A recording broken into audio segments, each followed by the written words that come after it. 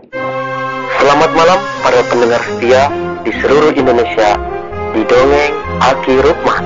Selamat mendengarkan dan tetap merdeka. Assalamualaikum warahmatullahi wabarakatuh. Sampurasun. Selamat malam Bapak Ibu, kawan-kawan serta anak cucu Aki dimanapun menyimak dongeng ini. Juga termasuk kepada kawan-kawan anak cucu Aki yang diterima menjadi P3K, lulus testing tapi sekarang sedang sibuk. Pertama sibuk mempersiapkan berkas-berkas untuk persyaratan pengangkatan. Yang kedua sibuk beberapa orang yang ditempatkan tidak pada tempatnya. Siap-siap ya pindah. Kan namanya juga pegawai negara, harus siap ditempatkan di mana saja. Malam ini Aki masih tetap tentang tadabbur alam. Iqra bismi rabbikal ladzi khalaq. Itu bacalah dengan nama Tuhanmu. Yang harus dibaca itu apa? Satu adalah Quran. Kedua alam. Alam itu harus kita baca. Tadi kan kita disebut tuh. Alhamdulillah. Alhamdulillah segala puji. Lillah kepunyaan Allah.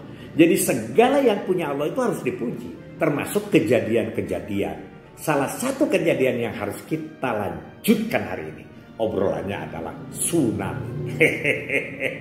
Setelah Allah menyelamatkan Aki dari kecelakaan di Pangandaran dengan syariatnya Aki disuruh rapat dengan Pak Bupati, padahal rapatnya tidak begitu penting.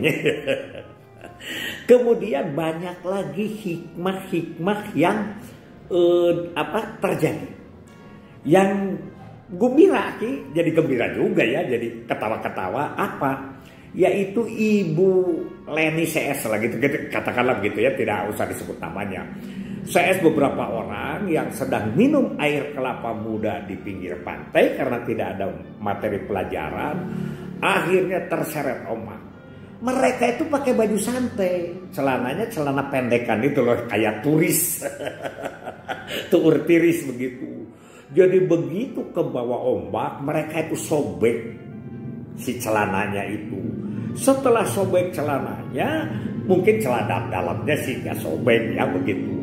Begitu diambil sama orang-orang dengan ojek diangkat ke truk, itu sudah tidak peduli lagi. Dia dipegang, dia dibopong, dia disodok, segalanya mungkin kepegang gitu ya. Begitu ini cerita ini. Dia bilang sampai ketawa-ketawa, kalau saja jangankan tukang ojek. Pak Rukman aja sebagai kepala dinas, kalau pegang-pegang ke saya dalam keadaan normal, hati-hati loh saya pukul begitu. Tapi ini sudah tidak disadarkan. Itu salah satu anekdot dari tsunami Pangandaran. Dan dibawa ke Banjar kan begitu jauh naik truk dari Pangandaran ke Banjar itu bisa 1,5 jam ya begitu. Beberapa hal lagi yang bagus ini cerita tentang setiap kita menemui musibah, terutama tsunami, karena kan di pengungsi itu banyak. Di pengungsi itu berbulan-bulan, kemudian panas, beberapa keluarga disatukan. Pekerjaan cuman catur, gaplek. Nah ini kan ibu-ibunya juga cuman pakai daster yang tidak karuan. Tidurnya juga ada yang ke barat, ke timur, ke macam-macam. Nah ini ada kejadian. Aki sedang jadi ketua posko.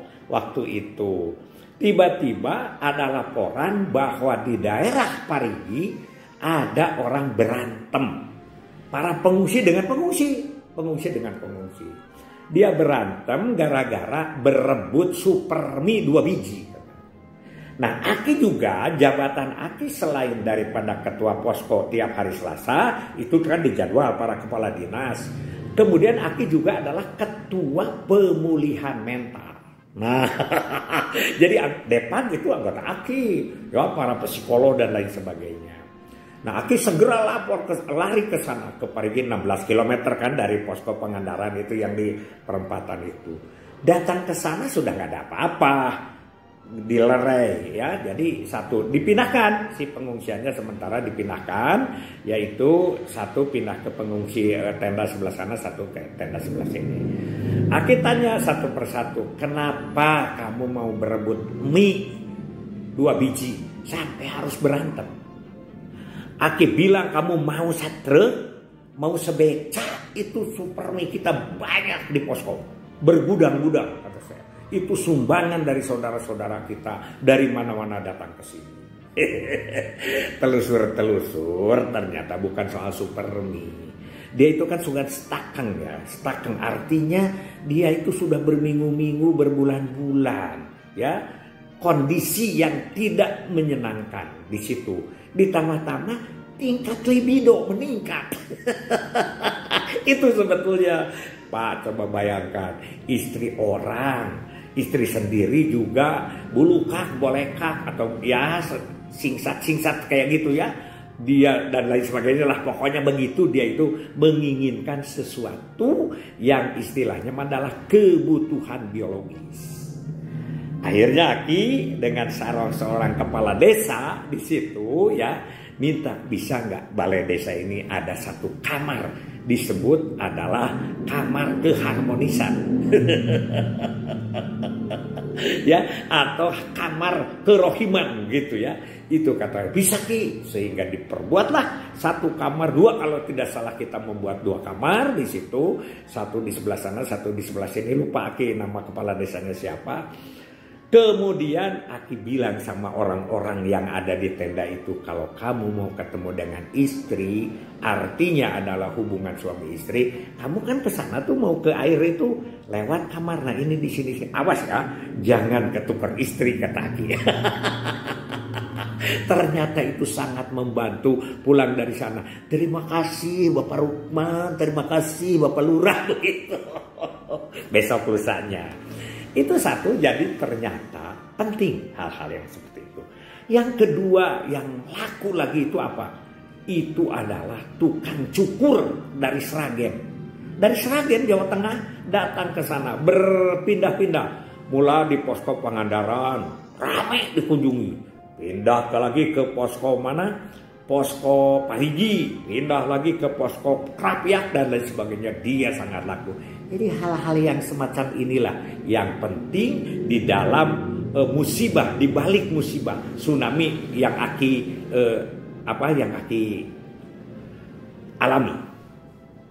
Di luar itu ternyata simpatisan kita dari mana-mana bantuan datang.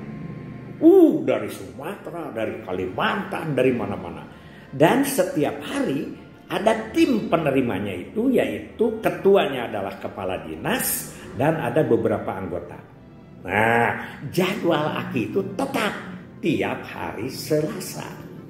Tiap hari Selasa ya, malam Rabu, jadi Rabu jam 7 pagi itu sudah jadi dari jam 7 pagi Selasa sampai jam 7 pagi hari Rabu. Itu banyak, luar biasa. Aki pernah menerima bantuan 8 truk beras. Dia ditulis saja di situ adalah 8 kali 4 ton, 32 ton dari Sumatera Selatan. Dari Kabupaten Banyuasin dengan pokoknya dari situlah ya. Kemudian Aki lagi yang lucu itu menerima uang 4 karung. Uangnya itu 500 perak, 1000 perak begitu. Jadi recehan itu dari komunitas OSIS sekolah dari mulai SD SMP katanya se-DKI Jakarta. Ngirimnya jam berapa? Jam 3 subuh datangnya. Sehingga anak-anak dari bagian keuangan, bagaimana Pak ini dihitung atau tidak? Kata Aki, kita percaya sajalah. Masukkan uangnya itu dengan catatan Aki tanda terima sejumlah uang yang dia sebut. Itulah anekdot dan hikmah-hikmah. Jadi kita tahu ilmu dan lain sebagainya tentang tsunami. Khususnya tsunami yang Aki alami di Kabupaten Ciamis waktu itu. Yaitu di Kecamatan Pangandaran, Sidamulih, Padaherang, Kalipucang, Parigi, Cijulang, Cimerak. Itu ya yang kena tsunami pada saat itu. Itu saja dari Aki sebagai kenangan tadabur alam. Sebetulnya banyak sekali. Mudah-mudahan ini bisa bermanfaat untuk pengalaman kita ke depan. Kita berdoa mudah-mudahan tidak diberi musibah yang melebihi daripada kemampuan kita. Amin ya rabbal alamin. Billahi fisabilillah. Wassalamualaikum warahmatullahi wabarakatuh.